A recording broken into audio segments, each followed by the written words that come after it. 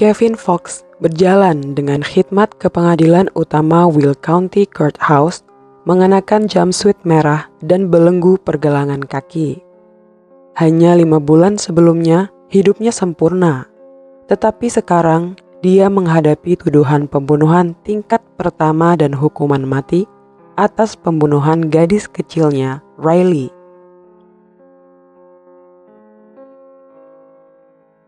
Kevin Fox dan istrinya, Melissa, merupakan pasangan yang bertemu di bangku sekolah dan saling jatuh cinta. Tak lama setelah menjalin hubungan, Melissa mengandung anak pertamanya yang diberi nama Tyler. Mereka kemudian memutuskan untuk menikah. Lalu tak butuh waktu lama, mereka kembali dikaruniai seorang malaikat kecil yang diberi nama Riley. Kehadirannya menjadikan keluarga Fox sempurna. Riley Fox lahir pada tanggal 31 Maret tahun 2001 di Wilmington, Illinois. Riley adalah seorang anak perempuan yang memiliki rambut berwarna pirang kecoklatan dan mata yang indah, sehingga ia terlihat sangat cantik dan menggemaskan. Tak heran, banyak orang yang sayang padanya. Pada tanggal 6 Juni 2004, Melissa sedang mengikuti acara amal di Chicago dan Kevin sedang berada di sebuah konser bersama teman dan saudara laki-laki Melissa. Tyler dan Riley menghabiskan malam bersama nenek mereka dan Kevin menjemput mereka sekitar jam 1 pagi setelah selesai pertunjukan. Karena lelah, Kevin tidak membawa anak-anaknya ke kamar tidur mereka. Ia malah meninggalkan kedua anaknya yang sudah tertidur itu di ruang depan di sofa. Dia kemudian naik ke lantai atas, tetapi malam itu cuacanya panas, sehingga ia sulit tidur. Jadi Kevin memutuskan untuk makan dan menonton televisi beberapa saat. Dan akhirnya tertidur sekitar pukul 2:30 pagi. Pagi harinya, Kevin dan anak-anak berencana untuk menjemput Melissa di acara amal yang ia ikuti, tetapi dengan panik Tyler membangunkan ayahnya dan memberitahu bahwa Riley telah hilang. Kevin mengira putrinya itu hanya berkeliaran di sekitaran rumah, jadi ia mulai mencari putrinya dengan tenang. Setelah mencari di setiap sisi rumah dan Riley tidak ditemukan, Kevin sangat khawatir dan segera menelpon hotline non-darurat untuk melaporkan hilangnya Riley. Dalam waktu 1 jam, seluruh tetangganya juga ikut mencari keberadaan gadis kecil itu. Kevin menelpon Melissa untuk memberitahukan tentang hilangnya Riley, sehingga istrinya itu segera melaju cepat dari Chicago ke Wilmington dan tiba di rumah beberapa waktu kemudian. Menjelang sore hari, para tetangga membentuk kelompok yang berisi sekitar kurang lebih 500 penduduk untuk mencari Riley. Tetapi sayang, pencarian tak berlangsung lama dan mereka berhenti pada pukul 3 sore. Seorang ibu dan anaknya, tetangga mereka, memutuskan untuk mencari Riley di Forsyth Woods dekat sungai Kankakee. Lalu, mereka melihat tubuh Riley telah mengambang tertelungkup di air dengan pakaian kotornya. Mulutnya ditutup dengan lakban dan ada sisa-sisa permen karet yang lengket di lengannya. Hasil otopsi kemudian menunjukkan bahwa gadis kecil itu telah mengalami pelecehan dan kemungkinan meninggal karena tenggelam. Ada beberapa memar di kepala Riley, dan ketika sampel DNA asing diambil darinya, ditemukan sisa air liur dari alat vital gadis kecil itu.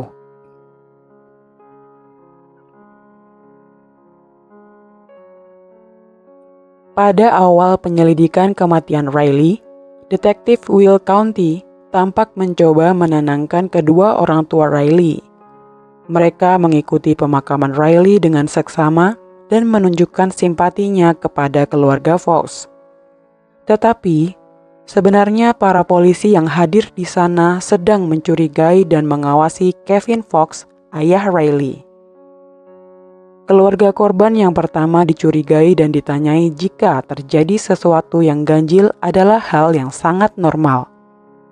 Tyler, kakak Riley, diinterogasi selama lebih dari 1 jam. Sementara itu, para penyelidik lainnya menyaksikan proses itu dari sisi lain cermin satu arah.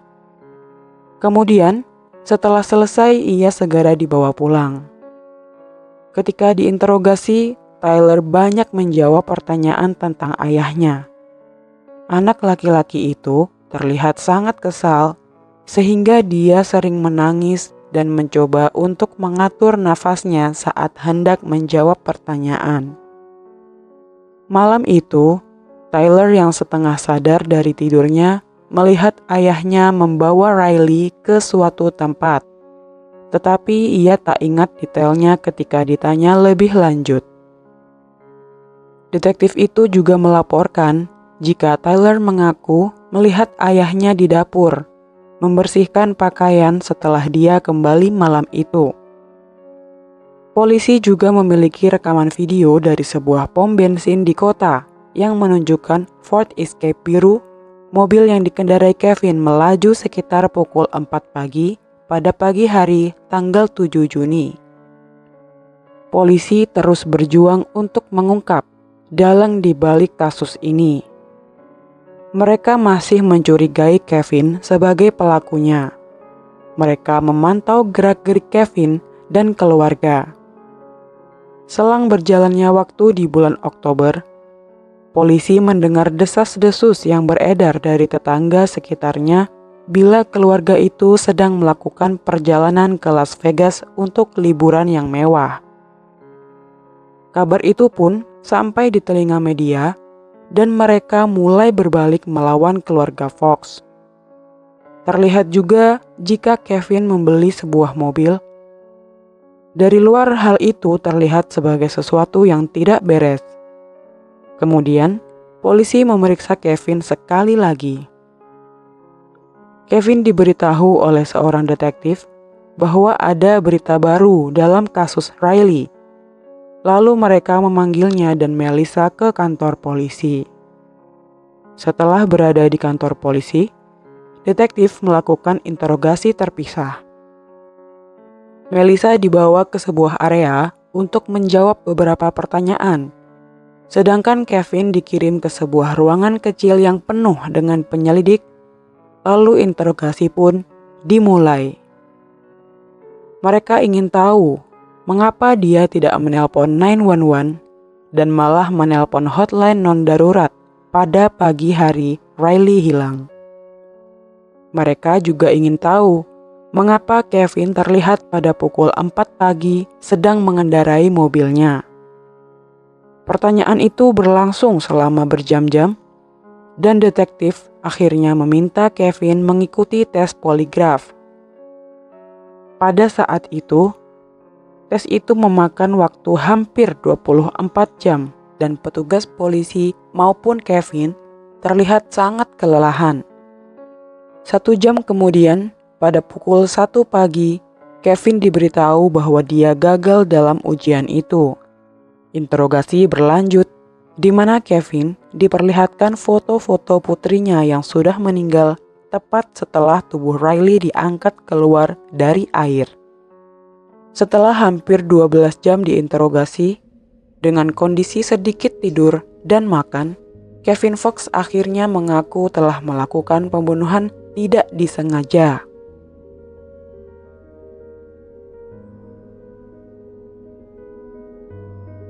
Pengakuannya direkam dan hanya berlangsung selama 20 menit.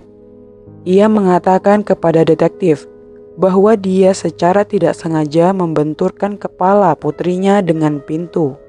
Karena panik, ia mencoba memeriksa keadaan putrinya dan saat itu juga ia mengira putrinya sudah mati.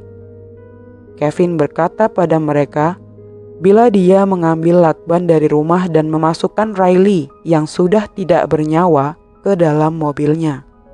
Lalu ia membawanya ke hutan dan menggunakan jarinya untuk membuatnya terlihat seperti dia telah diserang. Kevin juga berkata bahwa dia merasa bersalah karena membunuh putrinya. Kevin tidak diberi jaminan yang diberitahukan kepadanya dan malah dibawa ke pusat penahanan dewasa Will County. Di sana dia menghadapi tuduhan pembunuhan dan hukuman mati. Kathleen Zellner, yang dikenal karena keterlibatannya dalam kasus Making a Murderer Stephen Avery, terlibat di awal persidangan Kevin. Pengacara itu segera mulai membongkar pernyataan kliennya. Pintu yang diklaim Kevin sebagai pintu yang digunakan untuk memukul putrinya ternyata sangat tipis. Sedangkan untuk mendapatkan memar yang ditemukan di kepala Riley akan membutuhkan lebih banyak kekuatan. Keanehan lainnya adalah Kevin tahu CPR jika putrinya tidak bernafas. Mengapa dia tidak mencoba menyelamatkannya? Klaim dari anaknya Tyler bahwa dia melihat ayahnya membersihkan pakaiannya malam itu dengan cepat dibantah ketika meteran air tidak menunjukkan penggunaan malam itu dan rekaman video dari pom bensin tidak cukup untuk melihat merek mobil yang ditampilkan, apalagi plat nomornya.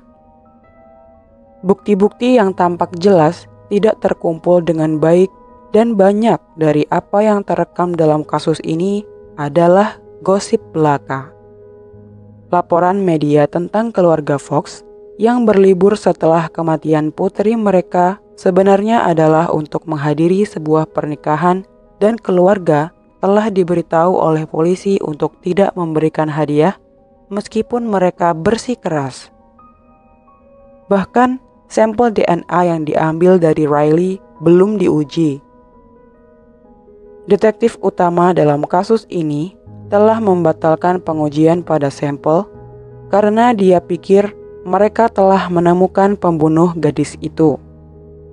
Zellner mengumpulkan bukti dan meminta sampel dikirim ke laboratorium swasta di Virginia, tetapi berminggu-minggu berlalu dan hasilnya masih belum dikembalikan. Detektif yang sama terlibat dalam tes kedua dan kebingungan karena sampel belum dikirim ke laboratorium Virginia. Akhirnya, sampel DNA diuji dan hasilnya menunjukkan bahwa DNA itu bukan milik Kevin Fox. Sang ayah dibebaskan setelah berbulan-bulan mendekam di penjara dan ancaman pembunuhan dari sesama narapidana.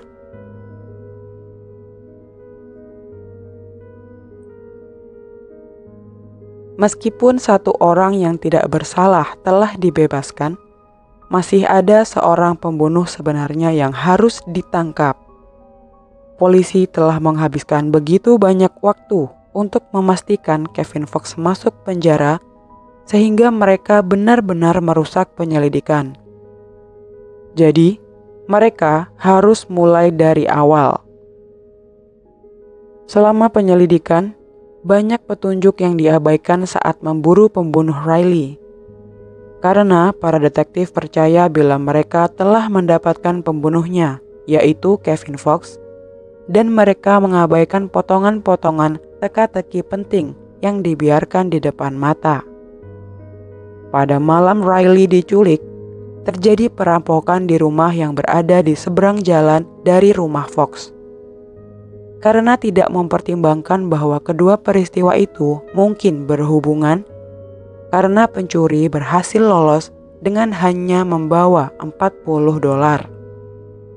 Petunjuk besar lainnya adalah sepasang sepatu yang ditemukan di TKP yang tidak pernah diuji atau ditindaklanjuti sampai penyelidikan kedua. Sepatu Keds yang berlumuran lumpur itu bahkan memiliki nama pemiliknya yang ditulis tangan di kedua alas sepatu bernama Abby. Setelah keluarga Fox menawarkan hadiah sebesar $100.000 untuk informasi yang mengarah pada pembunuh Riley, tetapi polisi Will County menganggap hal itu tak perlu dilakukan. FBI berbicara dengan seorang wanita yang memberitahu mereka bila mantan pacarnya bertindak aneh terhadap kasus pembunuhan itu. Tricia Kiver menceritakan pengalaman berbicara bersama pacarnya pada tanggal 20. Aku tidak percaya seseorang melakukan itu pada gadis kecil yang manis itu. Dan pacarnya menjawab, "Oh, itu sangat memalukan bukan?" Cara dia mengatakannya sangat dingin, seperti dia tidak bersungguh-sungguh. Itu seperti seorang aktor yang membaca naskah yang tidak tahu bagaimana berakting dan untuk beberapa alasan itu hanya melekat di kepala saya. Mantan pacarnya adalah Scott Abbey, seorang pelaku kejahatan seksual berusia 38 tahun yang pada hari hilangnya Riley bahkan bertanya kepada polisi apakah mereka sudah menemukannya. Abbey sudah berada di penjara, menjalani 2 hukuman 7 tahun penjara ketika FBI menanyainya di Lawrence Correctional Center. Dan setelah diperiksa oleh FBI, dia menelpon ibunya untuk memohon agar ibunya mengunjunginya sesegera mungkin. "Ibu, aku akan menghabiskan sisa hidupku di penjara. Satu-satunya hal yang bisa kukatakan adalah bahwa FBI datang dan mengunjungiku hari ini. Oke? Dan itulah satu-satunya hal yang bisa kukatakan," kata Abbey.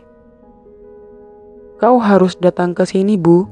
Jadi aku bisa memeluk dan menciummu untuk terakhir kalinya. Tolong." Kunjungan FBI telah menyentuh hatinya dan hanya beberapa hari kemudian, Abbey mencoba bunuh diri dan meninggalkan surat berjudul "Pengakuan Pembunuhan". Dia berbicara dengan FBI setelah dia pulih dan mengatakan kepada mereka bahwa saat keluar dari pembebasan bersyarat, dia telah membobol rumah di seberang jalan dari rumah Fox dan telah mengambil $40. Layar yang rusak di pintu belakang Fox dan bermasalah adalah sebuah kesempatan bagi Abbey. Karena dengan mudah ia masuk ke dalam dan memutuskan untuk membawa Riley yang sedang tidur ke Forsyth Woods. Dia melihat wajahku dan barang-barang yang kubawa, dan aku menyadari bahwa aku tidak memakai penutup kepala.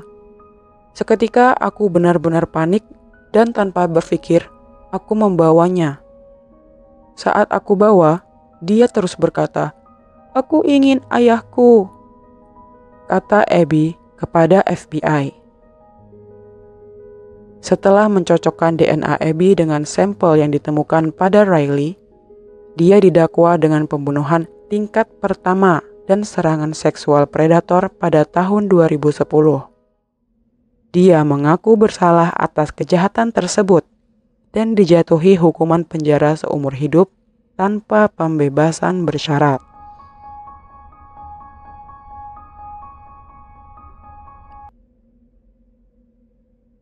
Pada bulan April tahun 2010, keluarga Fox bersama Kathleen Zellner menggugat kantor Sheriff Will County untuk ganti rugi sebesar $15,5 juta.